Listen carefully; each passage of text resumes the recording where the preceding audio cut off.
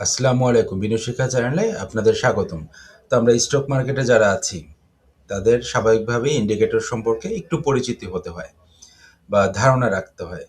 সেই ধারাবাহিকতা অনেকগুলো ইন্ডিকেটর আছে, তো আমরা আজকে দেখব বোলিঙ্গার ব্যান্ড। এটা কিভাবে কাজ করে। তো বোলিঙ্গার ব্যান্ড ব্যবহার করেও, যেটা একটা রিসার্চ করা হয়েছিল, 70% ট্রেডার নিয়মিত লস করে থাকেন। যেমন ট্রেডিশনাল কিছু ধারণা আছে, আপার ব্যান্ড ছুলেই সেল করে দেয়, লোয়ার ব্যান্ড ছুলেই বাই করে। এই চিন্তাটাই হচ্ছে একটা বিশাল বড় ফাঁদ। তো আজকের ভিডিও না দেখলে আপনার ট্রেড এন্ট্রি নেওয়াটা ভুল হবে, স্টপ লস ঠিক জায়গায় বসাতে পারবেন না, আর সবচেয়ে বড় কথা, মার্কেট আপনাকে বারবার কিন্তু শাস্তি দেবে। তাই বলছি, বোলিঙ্গার ব্যান্ড না বুঝলে ট্রেড করা অত্যন্ত বিপদ।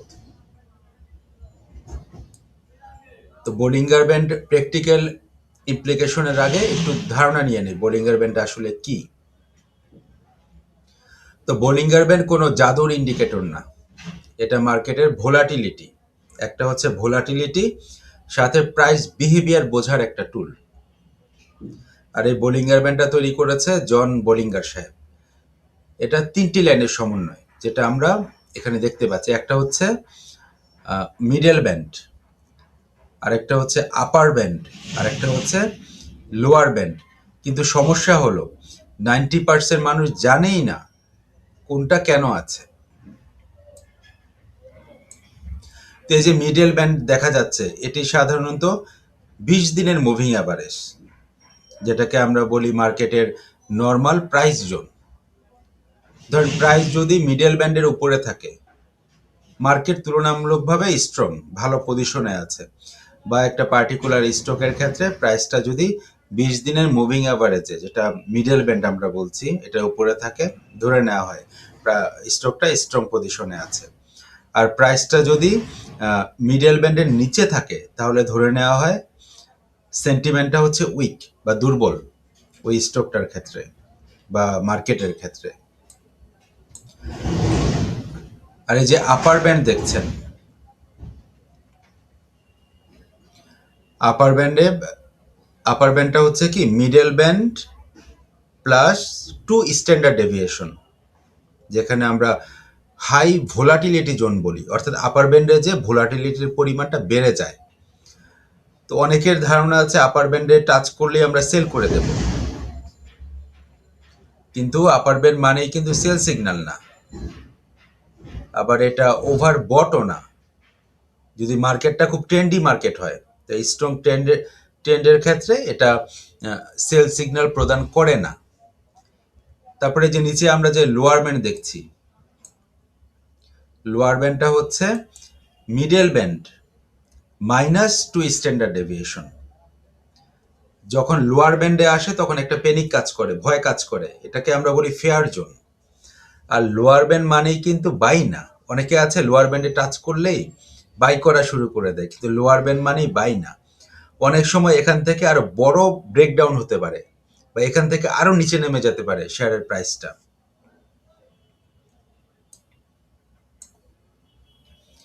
আর এখন এমন একটা ভুল দেখাবো আমি, যেটা না জানলে আপনার ট্রেড করাটা আপনার প্রফিটেবল কখনোই হবেন না। যেটা আমরা বললাম যে আপার ট্রেন্ড ছুলেই আমরা সেল করব না, বা লোয়ার ব্যান্ড ছুলেই আমরা বাই করব না।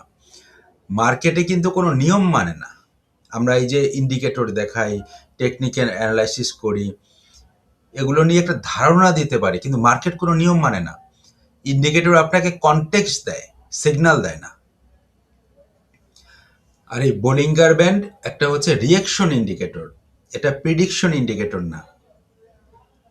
বোলিঙ্গার ব্যান্ডটা দেখায় হচ্ছে মার্কেট কতটুকু ভোলাটাইল অবস্থায় আছে, প্রাইসটা কি এক্সপেনশনে যাবে না কন্ট্রাকশনে যাবে, আর ক্রাউডের সাইকোলজিটা কি আছে। তো ব্যান্ড যখন চওড়া হবে, অর্থাৎ আপার ব্যান্ড আর লোয়ার ব্যান্ডের ডিস্টেন্স যখন বাড়বে, তখন ধরে নিতে হবে মার্কেটটা একটা উত্তেজিত অবস্থায় আছে। আবার আপার ব্যান্ড আর লোয়ার ব্যান্ড যখন সরু হয়ে যাবে, তখন ধরে নিতে হবে মার্কেট হচ্ছে ঘুমাচ্ছে।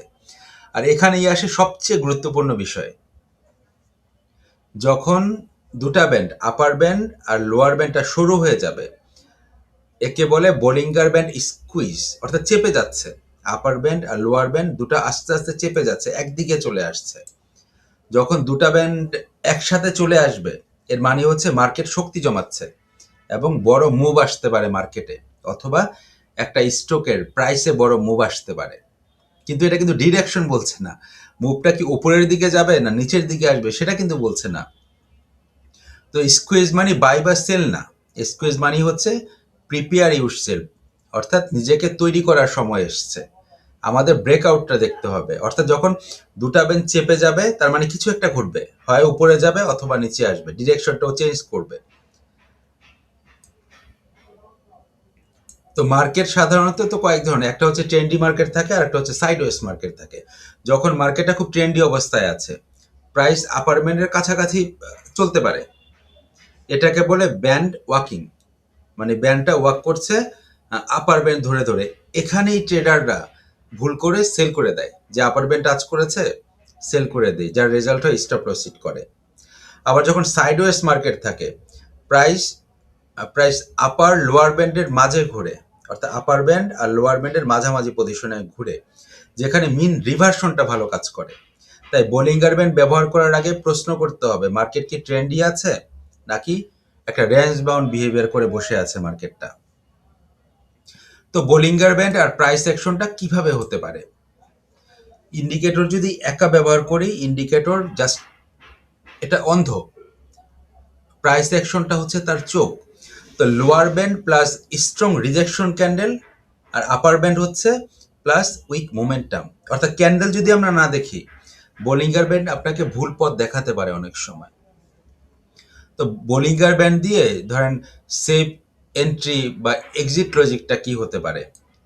বাই সেটআপের ক্ষেত্রে বেসিক লজিক যেটা, যদি আমরা বোলিঙ্গার ব্যান্ডটা ফলো করি, ধরেন মার্কেটটা হচ্ছে সাইডওয়েজ, প্রাইস লোয়ার ব্যান্ডটা ছুঁয়েছে, এখানে রিজেকশন ক্যান্ডেল আছে, কিন্তু আমাদের ভলিউম সাপোর্টটা লাগবে, ভলিউম সাপোর্ট না পেলে প্রাইসটা আরও নিচের দিকে পড়ে যেতে পারে। আর সেল সেটআপের ক্ষেত্রে যেটা হবে, প্রাইস আপার ব্যান্ডে আছে, মোমেন্টাম কম, সেক্ষেত্রে আমরা সেল করে দেবো, ঠিক আছে। আবার বেয়ারিশ ক্যান্ডেল তৈরি হয়েছে, তখন আমরা সেল করে দেবো। কিন্তু ট্রেন্ডি মার্কেটে এই নিয়ম কাজ করবে না, তাহলে আমরা প্রফিটটাকে বড় করতে পারবো না। আর বোলিঙ্গার ব্যান্ড দিয়ে আমরা স্টপ লসটা কিভাবে বসাবো? ধরেন ব্যান্ডের উপর যদি আমরা স্টপ লস বসাই, এটা হবে একটা বিপদ। আবার ক্যান্ডেলের মাঝখানে যদি আমরা স্টপ লস বসাই, সেটা হচ্ছে আমরা ইমোশন দিয়ে বসিয়েছি। তো স্ট্রাকচারটা কি হবে? আমাদের স্ট্রাকচার ভিত্তিক স্টপ লস, ক্যান্ডেল দেখে স্টপ লসটা বসাতে হবে, যেখানে সুইং লো সুইং হাই ব্যবহার করতে হবে।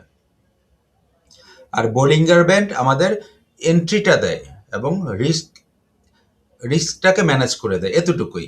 আর বোলিঙ্গার ব্যান্ড কার জন্য কাজ করে না, অর্থাৎ কোন ধরনের ট্রেডারের ক্ষেত্রে বোলিঙ্গার ব্যান্ডটা কাজ করবে না?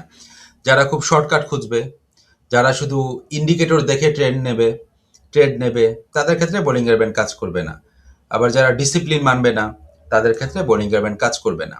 তো বোলিঙ্গার ব্যান্ড কাদের জন্য কাজ করবে? যারা মার্কেট পড়তে পারবে বা মার্কেটটাকে পড়তে চায়, শিখতে চায়, তাদের জন্য কাজ করবে। এবং যারা ধৈর্য ধরে থাকতে পারবে, তাদের জন্য বোলিঙ্গার ব্যান্ড কাজ করবে। তো আজ থেকে একটা কথা মনে রাখবেন, বোলিঙ্গার ব্যান্ড কিন্তু সিগন্যাল না, বোলিঙ্গার ব্যান্ড হচ্ছে এক ধরনের কনফার্মেশন টুল। এটা বুঝতে না পারলে ট্রেড করবেন ঠিক আছে, কিন্তু বাঁচতে পারবেন না। আপনি যদি চান Bollinger band strategy, Dhaka stock এক্সচেঞ্জের রিয়েল স্টক এক্সাম্পল এবং লাইভ চার্ট ব্রেকডাউনটা আমি পরবর্তী কোনো একটা ভিডিওতে দেখাতে পারি, তাহলে কমেন্ট করুন বোলিঙ্গার। ভিডিও ভালো লাগলে লাইক দিন, আর আমাদের চ্যানেলটা সাবস্ক্রাইব করে দিবেন। @স্টক.বিনিয়োগ। ভালো থাকবেন, আসসালামু আলাইকুম।